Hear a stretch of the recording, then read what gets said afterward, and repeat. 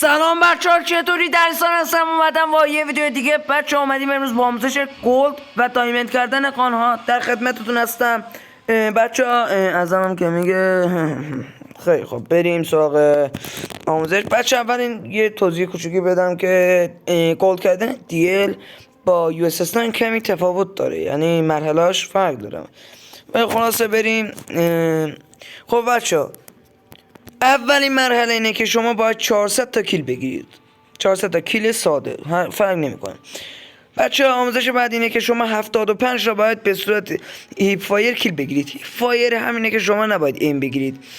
اگه دانگش رو باز کنید، برین روی تنظیمات، همین که روی تنظیمات بزنید، این 3 تا گزینه میاد که اونجا هیپ فایر، اگه زبانتون خوب باشه هیپ فایر بزنید خودش حل میشه. شما باید برید از راه نزدیک 75 تا کیل بگیرید که بتونید این مرحله رو تموم کنید. پیشنهاد میکنم از راه نزدیکی پای رو بزنید.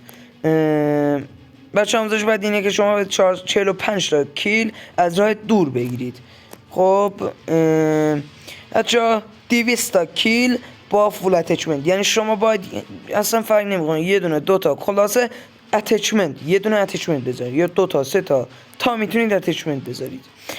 بچه ها آموزش بعد اینه، مرحله بعد اینه که 80 تا کیل بگیرید به صورت هدشات. همتون بلدید دیگه، هدشات بزنید 80 تا، چیز خیلی سختی هم نیست.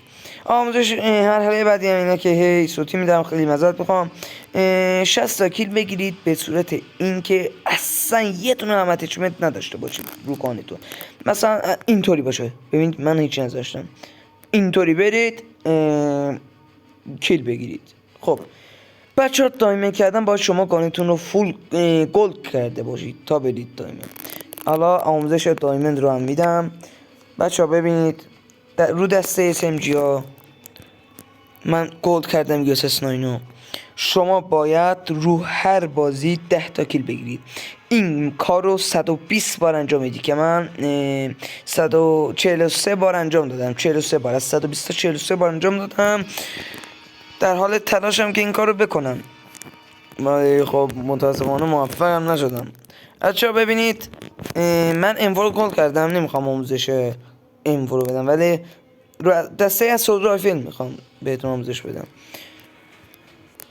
این هم میدم که بریم دیگه. 50 تا کیل بگیرید بچه‌ها. نه اینجا نه، 600 تا کیل بگیرید. خیلی سخته، خیلی سخته نیست، شما راحت میتونید 600 تا کیل بگیرید. بچه 50 تا کیل به صورت هیپ فایر، 80 تا کیل از راه دور، داره سخت‌تر میشه.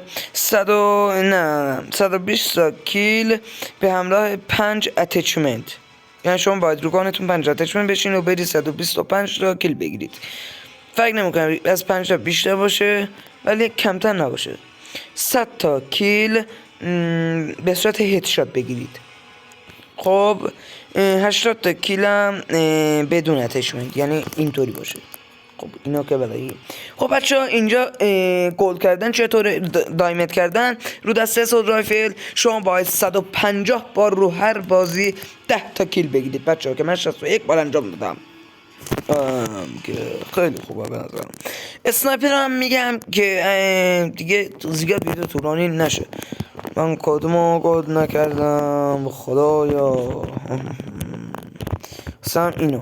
آره بچه ها این شما باید 350 تا کیل بگیرید ساده ها.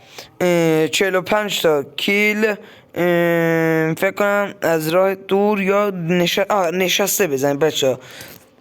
45 تا، آره 45 تا کیل نشسته بزنید بچه ها، یا دراز. مومنت نزنید بچه ها، نشسته یا دراز کرده.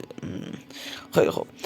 120 تا کیل از راه دور، 125 تا کیل به صورت فول اتچمنت.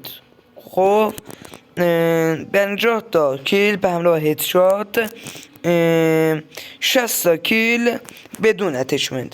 بچه اینم اسنایپ بود. بچه حالا شاید بپرسین مثلا من 2 تا کانو اومدم گلد کردم، داداش من زحمت کشتی، حالا میخوای خیلی تو زمان راحت تر اینا رو دایمند کنید. شما میاد بچه همینجا میزنید، اینجا میزنید هارد پوینت. آره همینجا میزنید. ببینید میاید داداشمون شیپمنت رو انتخاب میکنید که واسه من نشد. سیشن دیسترایدر هارت بوم. خب این گزینه پاو شما میاد این مپ رو انتخاب میکنید. شیپمنت شما که بزنید شما 150 تا فرصت دارید کیل بگیرید تو این بازی، یعنی با اسکوادتون. حالا چطوری؟ خیلی بازی زمان بریه. شما باید از هر 30 تا کیل 20 تا کیل تا 20 تا کیل یه دونه از گانتون بده. مثلا من میام 20 تا کیل اول رو با M4 میزنم که در مجموع 10 تا یه دونه بزنم 62 بار میشه. این از 150 تا خیلی زودتر میتونم. از روی SS9 هم میتونم بدنم که یه دونم اضافه میشه بهش. اینجوری میشم تو زمان راحت تری این کانو دایمنت تر کنم. امیدوارم که متوجه شده باشید. از ویدیو خوشتون اومده باشه لایک کنید، ساب کنید، عشقای منید. تا یه ویدیو دیگه خداحافظ.